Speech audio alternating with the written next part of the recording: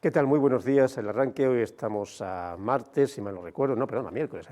Pierdo ya un poco el sentido de la realidad con esto del trabajo. Y vamos a hablar, bueno, de varias cosas. Tengo aquí un pequeño microinformativo, pero si yo les digo que tengo aquí a mi izquierda a Juan Luis Cabanillas, director general de Salud Pública, evidentemente no vamos a hablar de deportes, sino más bien del COVID. Bienvenido una vez más y muchísimas gracias por estar aquí. Muchas gracias por su invitación. Analizaremos sobre todo el paso del COVID, literalmente lo del paso del COVID, porque la última vez que lo entrevistamos, y quizás aquí viene la actualidad de este programa del arranque, la situación, aunque estaba con personas contagiadas, con las que no estaban, con la vacunación, con la prudencia que siempre pedimos, era diferente, lo cual indica la flexibilidad de este virus y, en cierto modo, de la respuesta de la propia sociedad. Pero, deme un minuto, hablamos un poco, un resumen de lo que se habló ayer en el informativo y lo que pueda haber. De hecho, abrimos, no siempre lo hacemos, abrimos precisamente con COVID. Y es que Melilla cerraba el mes de enero, primer mes de este año, lamentablemente con 10 fallecidos por COVID, 2 de ellos en las últimas apenas 48 horas, lo que eleva a 131 las personas que han perdido la vida durante la pandemia desde que esta comenzó. Febrero arranca además con, nada más y nada menos, con 45 hospitalizados, de los que 5 continúan en la unidad de cuidados intensivos. La parte buena es que aunque hay muchas personas contagiadas, la verdad es que la cifra se está reduciendo, cabría decir casi a marchas forzadas, poco a poco, entre 50 y 100 personas menos cada día, lo cual si ustedes multiplican lo que puede ser el mes de febrero, pues la verdad que las cifras bajarán bastante, salvo sorpresas. Pasando a otro tema, también eso sí de sanidad e infraestructura, indicar que la empresa pública Traxa ha adjudicado un nuevo contrato para finalizar, esta vez sí, las obras del hospital universitario. Son trabajos de cerrajería y carpintería metálica por cerca de 118.000 euros, en la última fase de la construcción en sí. Luego, obviamente, habrá que llegar los muebles, todos los aparatos que un hospital de este calibre necesitará. También se está licitando, por tanto, otro contrato para el suministro de materiales para la tabiquería seca. Pasamos a un índole más político, porque el Partido Popular pidió ayer que Promesa ponga en marcha los planes destinados a las pequeñas empresas, comercios y autónomos. La diputada Fadela Mojatar lamentaba que se haya reducido casi en 1 millón de euros el presupuesto y también pide la actualización y puesta en marcha de planes estratégicos elaborados por el propio Gobierno del Partido Popular. Hablando en cierto modo, también seguimos en cierto modo en temas económicos, la Ciudad Autónoma aprobó ya de forma definitiva la nueva ordenanza reguladora del IPSI, el impuesto que grava la importación de toda clase de bienes. Va a entrar en vigor a partir de hoy, tras su publicación en el Boletín Oficial de Melilla. Y acabamos con educación, y es que las oposiciones al cuerpo de maestros, que tocan este año, van a ser en junio, pese al acuerdo alcanzado por Gobierno y comunidades sobre la aplicación del nuevo Real Decreto en el procedimiento. Ante la demora de su publicación, muchas autonomías han decidido aplicar el vigente, algo de lo cual ya hablábamos con los sindicatos hace unos días. Los sindicatos piden que en Melilla se respete la misma normativa que en el resto del país. Veremos cómo queda todo eso. Y hablamos ya así con el director general de Sanidad Pública para darnos, en cierto modo, información, apoyo y moral con esto del COVID, porque recuerdo, lo hablábamos a micrófono cerrado antes, recuerdo que la anterior vez que la entrevisté, que no hace tanto, yo creo que menos de 2 meses, pues analizábamos un poco pues, la libertad de movimiento, cierta flexibilidad en el tratamiento por parte de los ciudadanos, como que el COVID estaba, pero que se estaba yendo, la economía iba un poco resurgiendo, sobre todo en el tema de la hostelería, estaba cerca el puente de la Constitución, que al final fue un gran éxito a nivel local y a nivel nacional, y, por supuesto, los periodos de vacunación. Era algo así como, está pasando lo peor. Y, de repente, a los pocos días, empieza a llegarnos el rum-rum de algo que se llamaba Omicron, que venía de Sudáfrica y que ha llegado con fuerza. No tan dañino como el Delta, y digo no tan, porque fallecidos ha habido, pero evidentemente con una capacidad de contagio abrumadora, que ahora por fin se ha quedado un poquito estancada. ¿Cómo han vivido desde el punto de vista de la administración y de los médicos esta llegada de este Omicron? Porque ha sido un impacto mensual. Se empezó a llegar entrado diciembre y ahora a final de enero, ya a principios de febrero, ya está disminuyendo, pero el impacto fue realmente increíble. Sí, efectivamente la variante Omicron ha desplazado prácticamente a la variante Delta, la anterior que había. La variante Delta que queda ahora es residual y lo ha hecho en muy poco tiempo. Esto es lo que venimos viendo con las diferentes variantes que han ido ocupando el espacio causante de la enfermedad. Claro, si lo comparamos con el inicio, con la variante de Wuhan, evidentemente la enfermedad ha cambiado radicalmente. Gracias a la vacuna y también que el virus se ha ido adaptando a la situación para garantizar la propia supervivencia del virus. y ha sido en las últimas semanas de diciembre cuando en Melilla se ha ocupado prácticamente todo con la variante Omicron. Y al final de la primera semana de enero, cuando la variante Omicron ya es prácticamente toda, absolutamente toda la que hay. Esto ha tenido que ver con un aumento de la incidencia de casos y con un aumento incluso de las reinfecciones. A pesar de cierto desdén y de cierta un poco sentido no disciplinar por parte de algunos sectores de la población, al final cabría decir, y aquí va la pregunta, que en Melilla la vacunación por parte de todos y para todos ha ido bien. La gente al final se ha ido vacunando, además en sus partes, no solamente vacunarse una vacuna, sino la segunda, la tercera dosis, etcétera, etcétera. En este aspecto, la Administración local está satisfecha con no solamente la campaña de vacunación, sino con la aceptación de los melillenses en un porcentaje muy alto de debo vacunarme las veces que deba vacunarme. Sí, yo le contestaría que rotundamente sí. Tenemos el 87% de la población vacunada con pauta completa y seguramente será algo mayor, porque nosotros ahí no estamos computando al personal de la Fuerza Armada y personal civil al servicio de defensa. Probablemente estamos hablando de más de un 90%, pero en fin, con las cifras exactas es un 86,6% de población diana vacunada. Eso es la población de 12 años o más. En el caso de los niños, disminuye casi a la tercera parte de niños vacunados.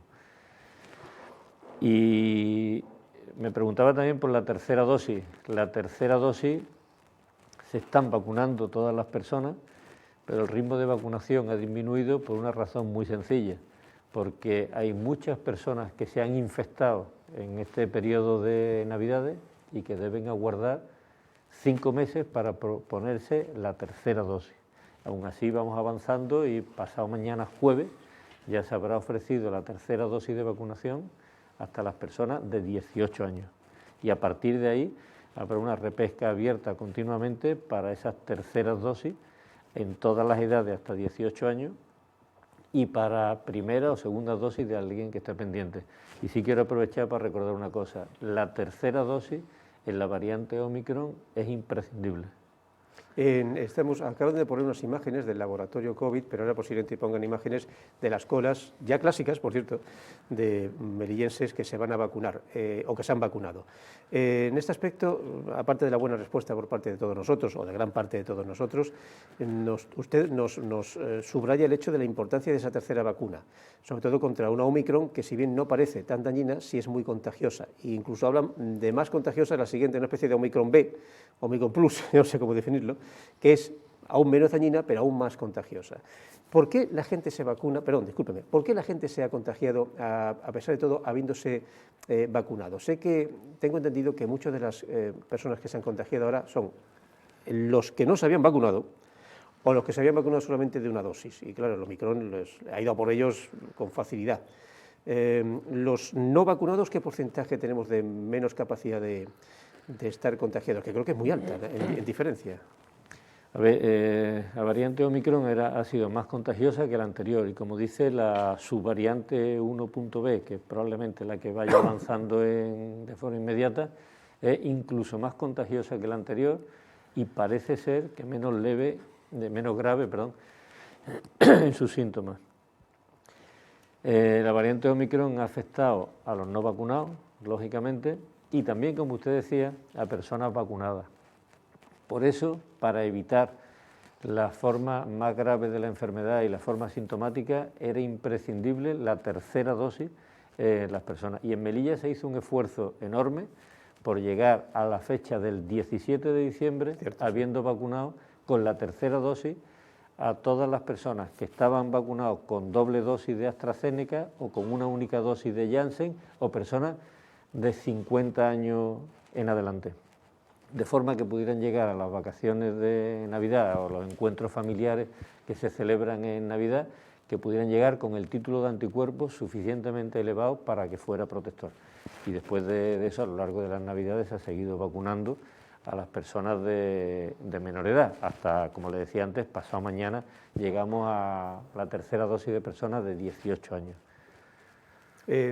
Hablemos de niños. Los niños se han estado vacunando, todavía no en una gran cantidad, o sea, quizás falta de conocimiento por parte de los padres, quizás de un poco también cierta indisciplina, pero se están vacunando además con unas vacunas que son obviamente menores, más chiquititas en relación a ellos. Se va a continuar con esta campaña para que todos los chavales, porque se está, digamos, invitando a que los chavales, a los niños más pequeños, se vacunen en los propios colegios, lo cual a su vez ha tenido una polémica, si era bueno, si era correcto, si no estaba bien, pero bueno, el caso es que se ha estado realizando y se va a seguir realizando. Sí. Nosotros empezamos a vacunar a los niños a partir de que se pudo empezar a hacer, creo que fue el 13 de diciembre. Hubo 2 semanas en las que se vacunó a los niños por cohorte de nacimiento, cohorte de edad, empezando por los de 11 años y terminando los de 5 años. Después hubo 2 semanas de repesca abierta a todos los grupos de edad, y la semana pasada y esta semana, en colaboración con la Dirección Provincial del Ministerio de Educación, se ha ofrecido la vacunación en los colegios. Y bueno, pues de momento se han vacunado del orden de 500 niños y todavía hay que terminar esta semana y el principio de la semana que viene. Y a partir de ahí empezaremos a hacer la vacunación de la segunda dosis de los primeros niños que se vacunaron con la primera. La segunda dosis en los niños es a las 8 semanas de la primera dosis. Y si me lo permite, me gustaría aclarar también que cuando un niño se ha infectado por el coronavirus, la siguiente dosis de vacuna no se le pone hasta 8 semanas después. De que se haya recuperado del todo. Exacto, de haber pasado la enfermedad. Es el mismo plazo de tiempo que se utiliza para poner la segunda dosis con respecto a la primera, 8 semanas. Me he perdido un poco. ¿Hay que entrar ahora en campaña o van a entrar en campaña de terceras dosis de los jóvenes? Por jóvenes me refiero a 17, 18, 19, 20 años. No, de momento la vacunación de la tercera dosis solo alcanza hasta la cohorte de nacimiento de 18 años. Ahí de momento se para la estrategia de vacunación. Pero los 18 años y un día, sí. Sí, los nacidos en el año 2004, que son la cohorte que cumple 18 años este año. Vale, eso también lo digo porque creo que aún... Cuando hablamos de adultos hablamos de cohorte de nacimiento, cuando hablamos de niños hablamos de años cumplidos. Eso es lo que dice la estrategia. Lo digo porque creo que aún queda bastantes mayores de edad recién cumplidos, si me permite el término, 18 y 19 años, que todavía no han pasado por la tercera, me parece. Que Eso hasta el jueves lo estamos vacunando. ¿En dónde? ¿Victoria Eugenia? En Reina Victoria Eugenia por la mañana y por la tarde, de 10 a 1 y de 4 a 7. Vale, bien, bien. Hay una pregunta que entra un poco en el ámbito científico, pero bueno, es importante también entenderlo, que lo comentábamos antes, que es que a los neófitos sobre el tema nos sorprende, aunque tiene su lógica, que cuando llega una variante, y ha habido varias, que las Delta, la versión brasileña, que la India también, me acuerdo que en su momento fue temible, el Omicron, en poco tiempo, a cabo de 30, 60 días, a nivel mundial me refiero, permítame el término un poco popular, se zampa la anterior. O sea, ya las versiones Delta están casi exiguas. Es difícil uno contagiarse en Delta. Te queda solamente la versión Omicron, supongo que en cierto modo afortunadamente. Es impresionante la capacidad que tienen los virus de eliminar a su ancestro. De adaptarse al medio, de adaptarse a la situación, en fin, esa es la historia natural, y de tratar la supervivencia de la especie. Exactamente. Y una rapidez enorme, como usted muy bien dice. Vamos a atrevernos a hablar del futuro, que es muy difícil en esto porque recuerdo, lo comentaba al principio del programa, como hace 8 semanas, analizando estos temas y pidiendo, por supuesto, siempre la misma prudencia a todos, el ámbito era diferente. De hecho, la palabra Omicron todavía no había salido. ¿Cómo lo ve? Incluso con la nueva variante de esta especie de Omicron 1.2 o 2.1, ya no sé cómo definirlo, ve que aunque vayamos a vivir con el COVID durante mucho tiempo, podemos habituarnos a él, pueden salir más vacunas y la más importante, ¿tendremos que vacunarnos por cuarta vez? A ver si se lo digo todo lo que me pregunta por orden. En fin, yo el futuro no tengo una bola de cristal para adivinarlo, pero sí trabajamos con modelos predictivos, pero a mucho más corto plazo, que nos permitan saber infecciones, ingresos hospitalarios. Lo más probable es que el virus tienda a hacerse cada vez más contagioso y menos letal. Esa debe ser la tendencia natural del virus.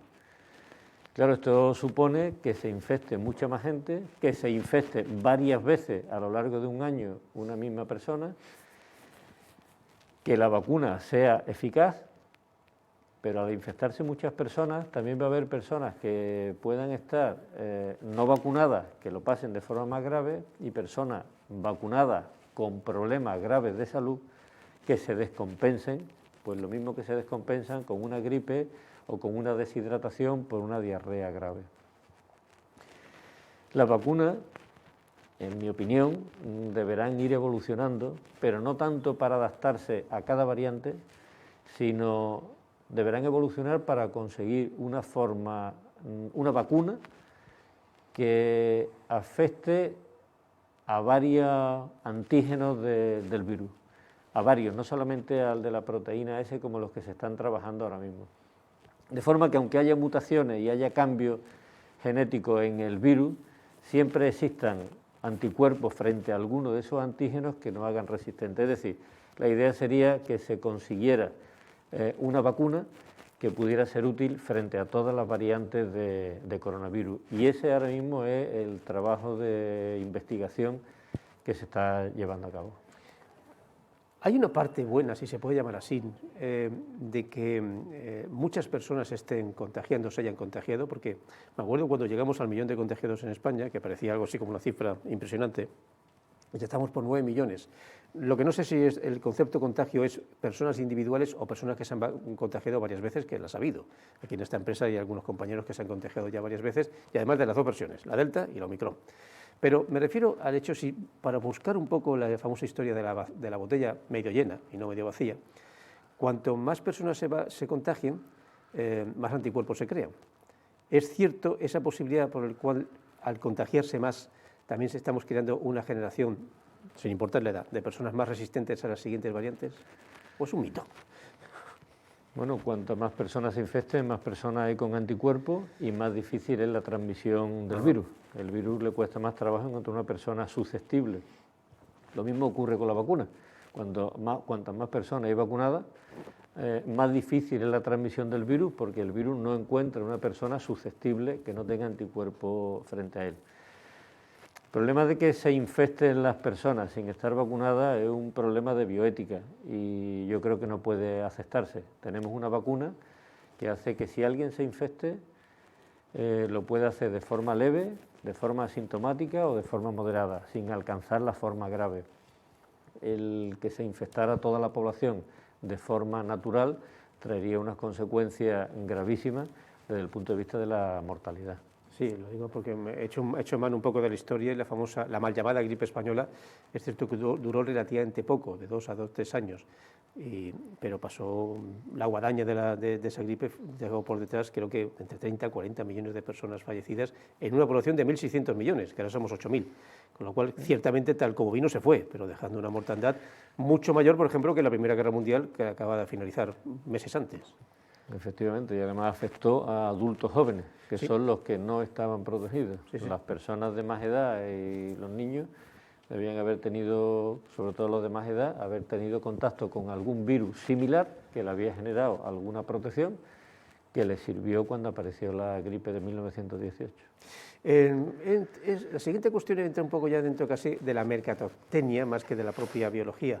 Hablan ya de la posibilidad de vacunas en versión pastilla, lo cual facilita ciertamente la toma literalmente de la vacuna.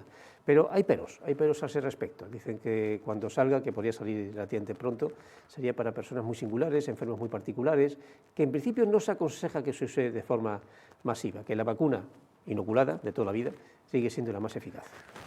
Bueno, las líneas de investigación y lo que después la industria sea capaz de trasladar a toda la población, habrá que ver el resultado. Además de esto se habla también de otra vacuna inhalada que genera anticuerpos locales en el epitelio respiratorio, en las fosas nasales y en las vías altas.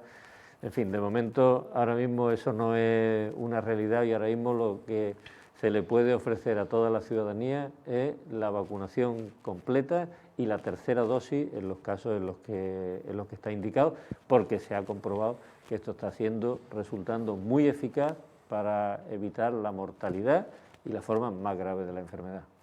Hablemos también un poco en el aspecto de un futuro Yo creo que ya cercano, porque todo ocurre con bastante velocidad, en el aspecto de que yo creo que a pesar de todo ustedes siguen, a pesar de vacunas, de versiones Omicron, la siguiente de Omicron, ustedes siguen considerando que la mejor forma de evitar el contagio es siendo prudentes. Esto es la famosa máscara y cierto control en la hostelería, lo típico, mesas separadas, un número limitado en mesas, al menos mientras existan estas variantes tan contagiosas.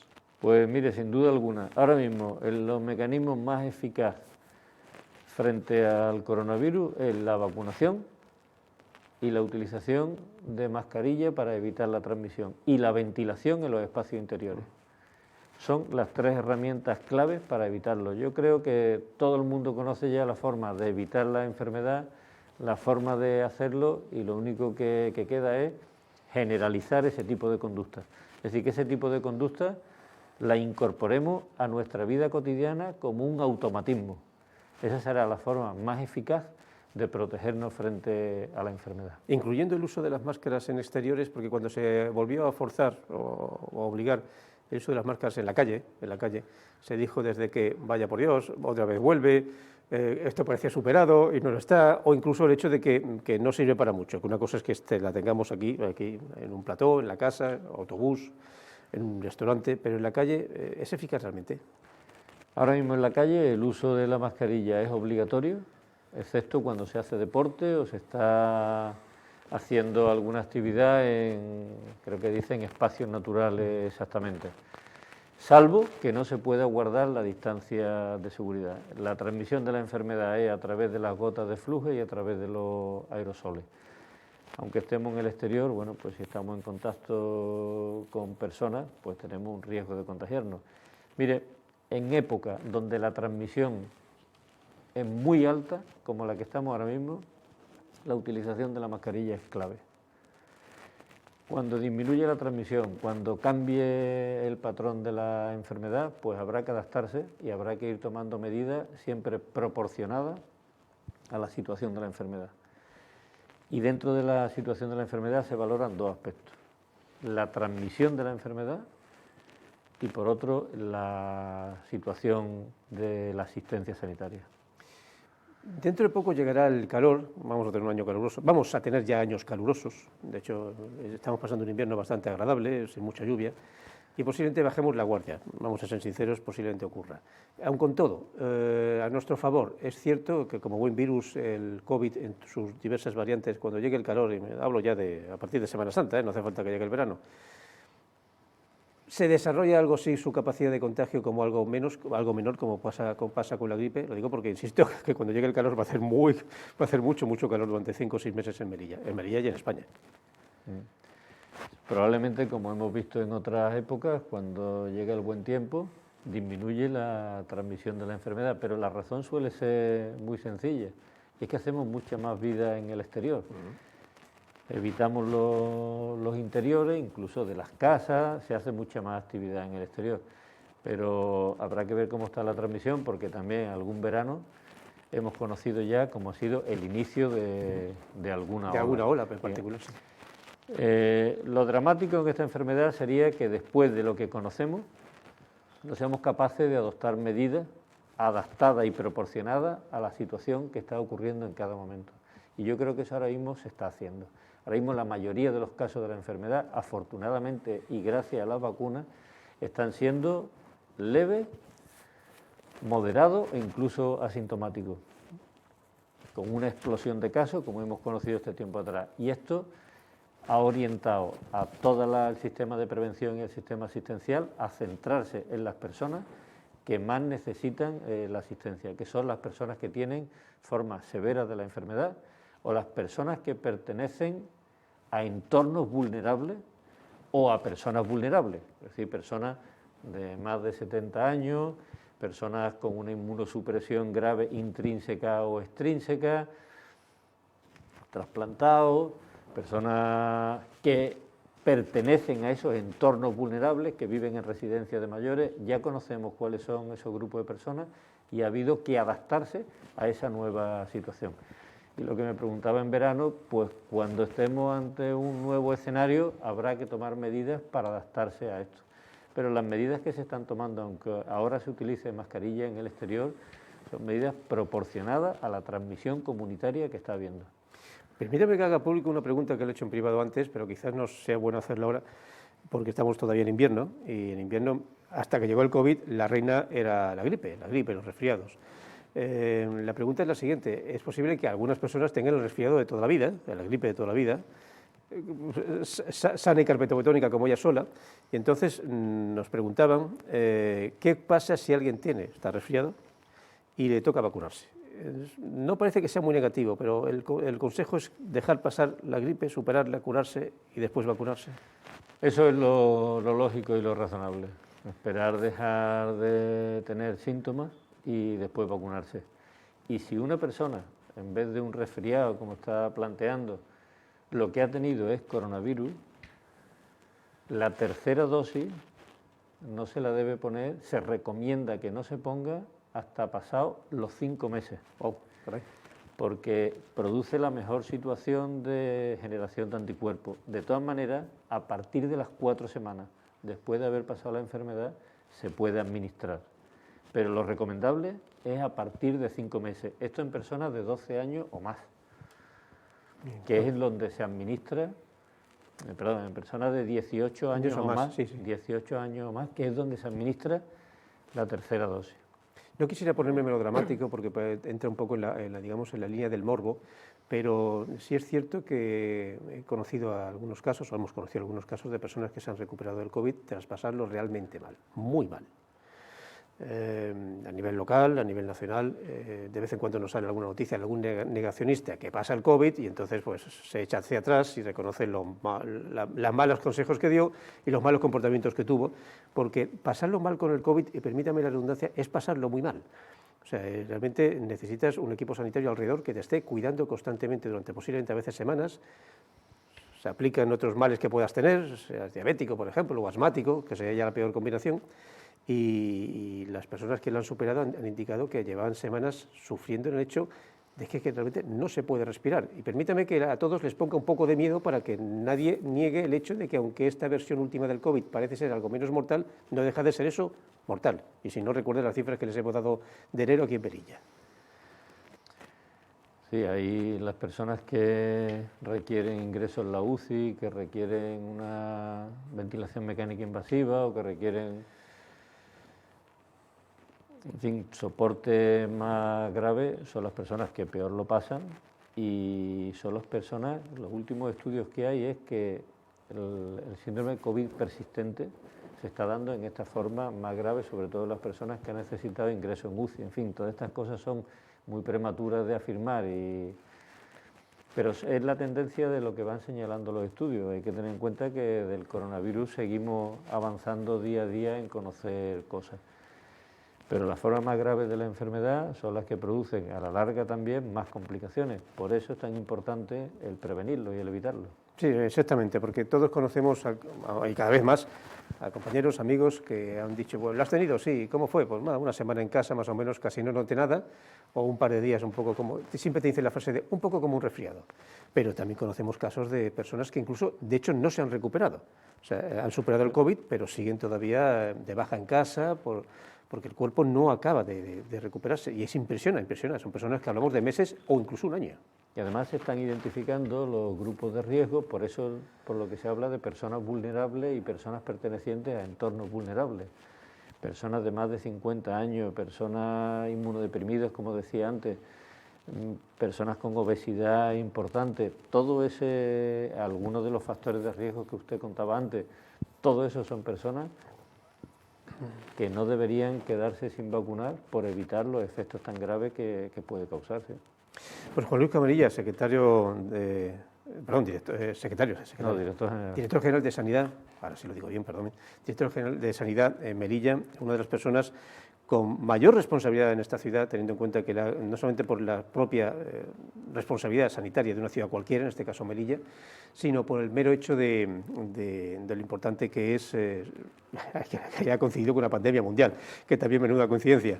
Le agradezco una vez más su presencia, volveremos a vernos, porque insisto, cada varias semanas pasan cosas, espero que la siguiente visita tengamos la suerte usted y yo de hablar de que esto se ha estabilizado, que no ha desaparecido, y ya analizaremos quizás con mayor cuidado algo que entra un poco en el ámbito económico, el ámbito político, que es la posible, que no hay fecha, la posible apertura de la frontera, lo que puede representar desde el punto de vista sanitario, porque todo el mundo, sin decir exactamente cómo, pero todo el mundo está coincidiendo, la delegada del Gobierno, la tuve aquí, policías, empresarios, sanitarios, que no podrá ser una frontera como la de antes. O sea, no se podrá, incluso si Marruecos todo va bien, y no va, no podemos permitir la entrada un poco anárquica de 20-25.000 personas al día que entren y salen. Tendrán que venir personas que demuestren además que estén vacunadas, que esa es otra, porque si no podría ser un caos.